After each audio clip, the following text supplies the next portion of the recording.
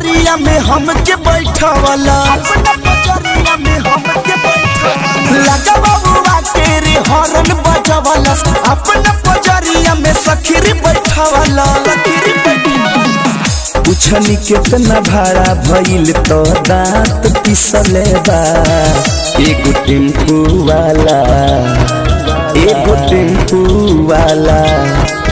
एगो टेम्पू वाला भाड़ा में चुम्मा लिहले बा सखी टेम्पू वाला भाड़ा में चुम्मा लिहले बा चुम्मा लिहले बा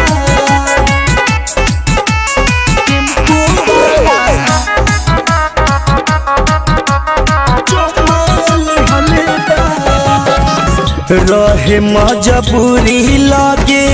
रहे ना रुपैया छोड़लस न मुआना केतनो कहनी भैया भैया कहनी भैया भैया रहे मजबूरी लगे रहे ना रुपैया छोड़लस न मुआना केतनो कहनी भैया भैया दांत के निशान देखो गली पर दिहले बा एगो टेम्पू वाला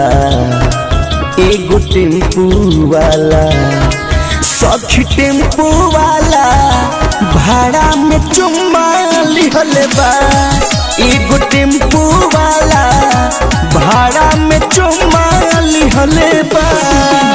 चुम्मा लिहले बा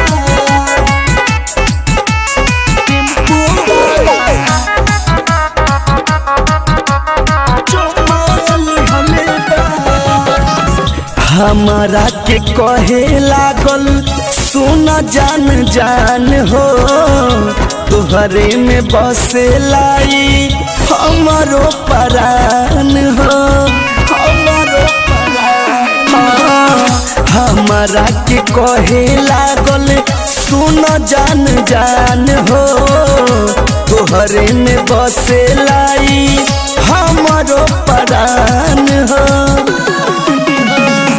करे लागल हरकत जैसे भर पेट पियले बा एगो टेम्पू वाला एगो टेम्पू वाला सखी टेम्पू वाला भाड़ा में चुम्मा लिहले बा एगो टेम्पू वाला